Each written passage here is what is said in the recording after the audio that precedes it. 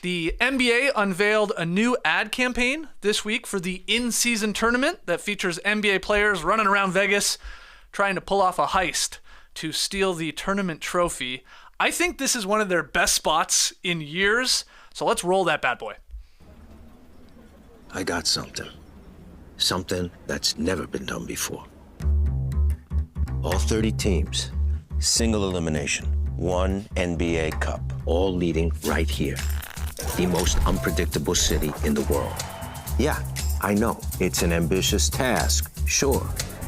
One that calls for a special set of skills.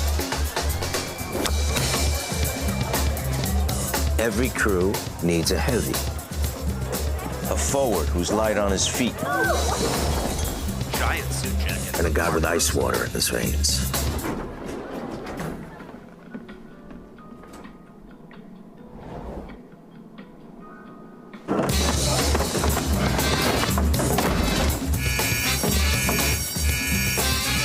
I got a guy with laser focus. Make that two. A vet who isn't afraid to get his hands dirty.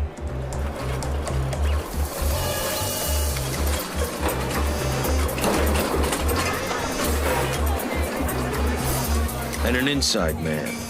Someone who's everywhere and nowhere.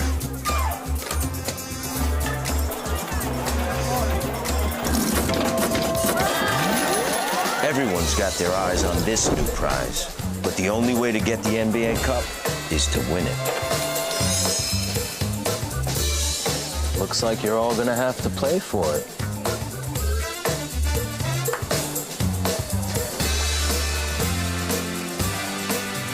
Oh, there's the trophy. And there's the ad. Yes, in-season tournament.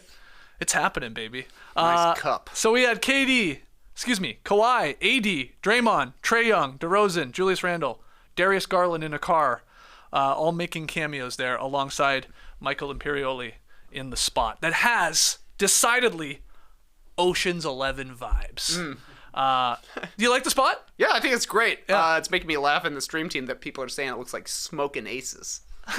Yes. Smokin' Aces. Shout out to Jeremy Piven. So I think they were going for Ocean's 11. Though. Yeah, I think so. And this got our friend Robbie Calland over at Uprocks thinking about how he would recast the Ocean's crew with NBA players. For the most part, current NBA players. So he did just that. It's a fun article. I'll make sure to add it to the show notes so you can jump over and read it. But I thought it would be fun to present Robbie's choices, debate whether he selected the right player or not for each of Danny Ocean's crew. Yeah, okay? yeah. For each role. So here's the best photo I could find on the internet of the Ocean's 11 crew. I will note in this picture, we've got Andy Garcia in the back there as Terry Benedict, but he was not really a part of Danny Ocean's team. He was the mark. So we'll tackle that later. Just don't look at him there behind beautiful Brad Don't Pitt. look at him. Yeah. I looked at him. I can't stop, man. Okay, so again, Robbie Calland is casting LeBron James as Danny Ocean, the ex-con who establishes the heist. Robbie thinks this is an obvious choice. LeBron is the elder statesman of the league, and if anyone were going to be capable of getting a crew together to pull off a heist, it is him. I think this is the correct pick. Hard to argue with that. Okay, Yep. okay, we'll move on. LeBron is Danny Ocean.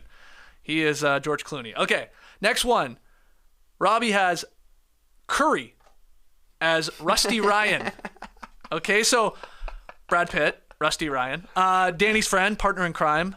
Now, this was the spot that gave Robbie the most trouble because he wrote, there's an effortlessness to how Rusty does things that I think mirrors how Steph plays and a natural charisma that shows up when it's showtime for both of them. That was his thinking. Now, he did consider Giannis and KD in that role. KD, I don't think really works as the Brad Pitt, the Rusty to me. But Giannis, I could convince myself. But I like the Curry pick. Yeah, I think Curry is right. I was thinking KD could be as well. The easy money sniper could definitely be that guy. And you saw LeBron and KD hugging after the game, the respect shown between each other. Sure. I feel like that's very similar to Danny and Rusty in Ocean's 11. That is the issue with the Curry selection. Do Curry and LeBron really? Are they partners in crime? Do they like each other? I don't know. Yeah, I don't know. I think LeBron and KD like each other more, But Yeah. I also think LeBron and Steph probably like each other. Who's the NBA player most likely to be eating something all the time? In every scene? It is Curry because he's always nibbling on his. It's like shrimp cocktail. Yeah, exactly. His mouth guard literally looks like shrimp cocktail. Yeah. That's a great call. Constantly Okay, nibbling, just like Rusty. That's a great answer.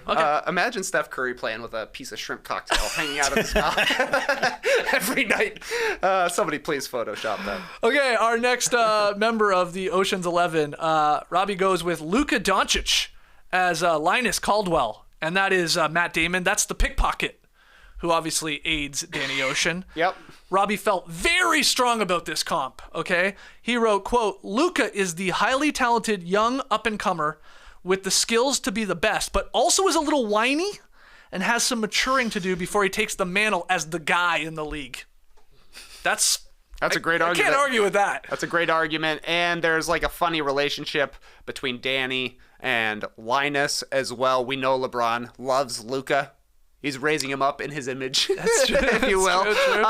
So, yeah, I mean, Luca's good. My only possible replacement for Luca as Linus is Jimmy Butler as Linus.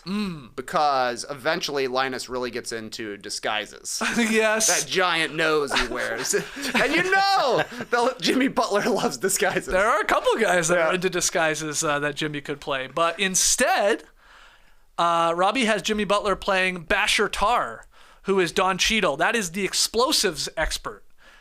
Because, again, Robbie's thinking here is, I went with the emo Jimmy there. Jimmy feels like the player most likely to do a hilariously over-the-top Cockney accent. Okay, so, yeah, probably fair. But, yeah, you're right. There are a lot of other guys in the crew that maybe are more into the disguises. So, But now that you mention, I can definitely imagine Jimmy showing up to Media Day next year, doing it all in a British accent. No Yeah. reason. Just do it. My other candidate was Kyrie Irving. Always creating distractions. Ooh, that's pretty good. James Harden loves to blow things up. Oh, Harden's pretty good too. Yeah, those are both great. Those are both great. Okay, do you agree or disagree? People are liking my Photoshop work here too. Great. All right, next one here. Frank. We're talking about Bernie Mac, R.I.P. The discredited croupier and con man. So he used to work in the casino, but he's a straight up con man. What's a croupier? Dealer of cards, isn't it? Yeah. I thought it was the craps guy. Is it? Oh, is it? I don't know, actually. Yeah, I'm pretty sure I have that correct. I think Person in charge of a gaming table. Oh, okay. Okay, Yeah, sure. There you go. Croupier. So Robbie goes with Draymond Green as Frank, and he says Frank is the crew's slick talker with a big smile. So, Draymond, gift of the gab. He does got that big old smile.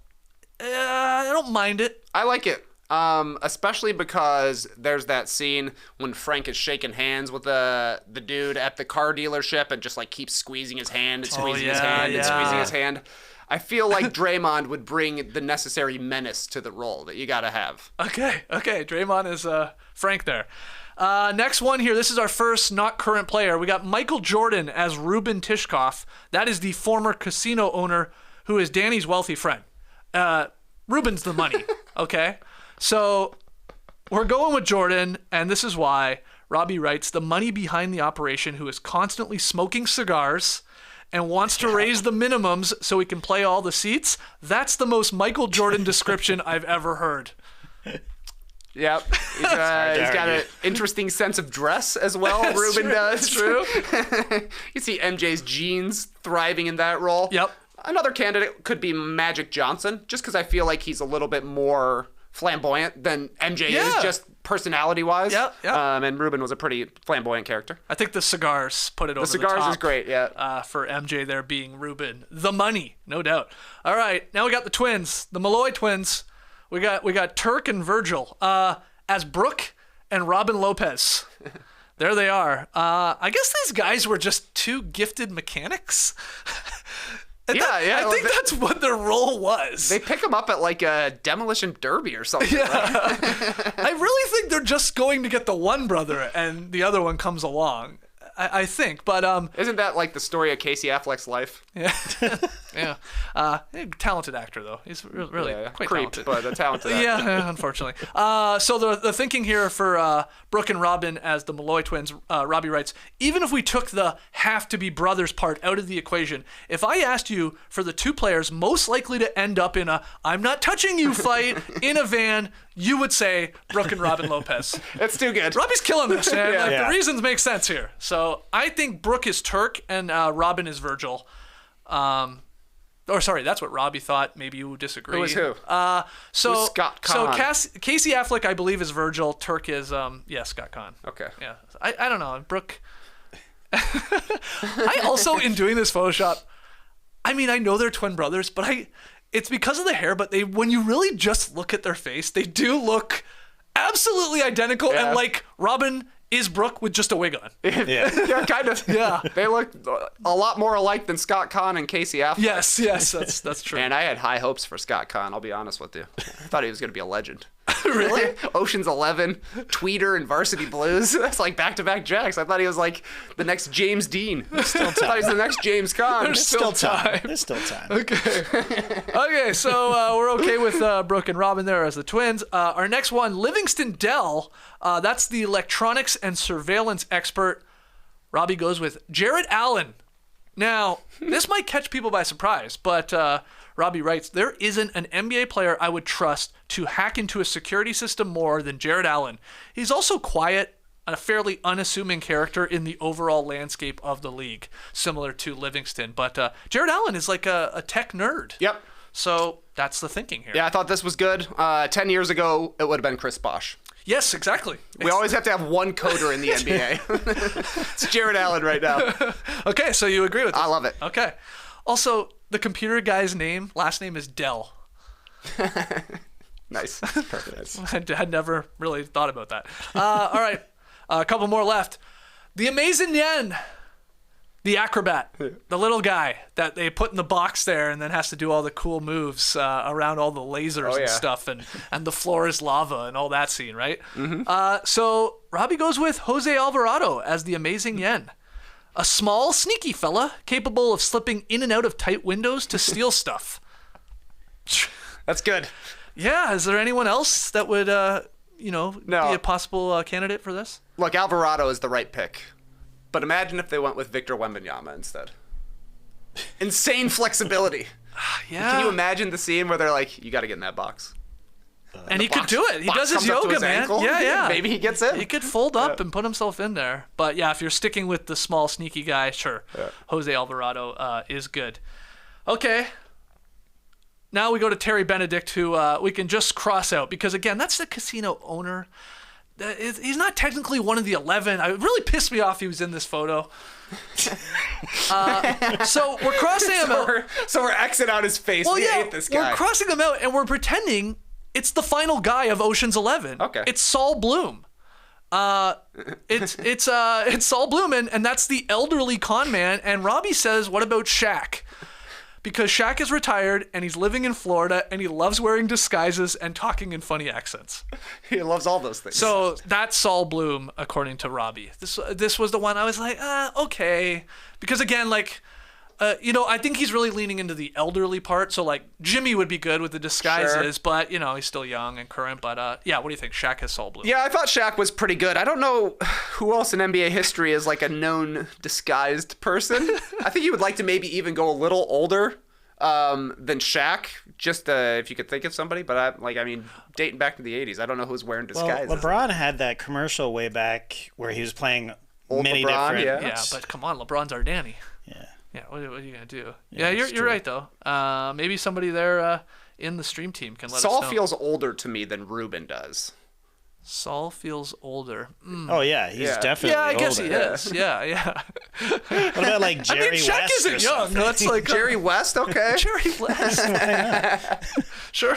He hates being portrayed in anything. People are saying Dennis Rodman, but Shaq is older than Dennis Rodman. So if that's the issue, right? No way. No, Rodman I played guess in the 80s. Shaq didn't Well, I come guess, until 92. hold on. Dennis Rodman looks a hell of a lot older than Shaq does. Yes, yes, he does. Yes, he does. That Yes, guy's lived indeed. 10 lives. Yeah, you're right. All right, so that's Larry Johnson. Grandmama. Grandmama. Okay. Sure. Yeah. Sure. So that is NBA Ocean's 11. Again, huge shout out to Robbie Calland at Upbrox. He loves like Ocean's 11. Like he loves the series. So when he saw the heist ad from the NBA, he was like, I have to write about this. And I reached out to him. I said, I love the article. I got to do something with this. And he was pumped. So yeah, I did the shitty Photoshop work there, but not a bad crew.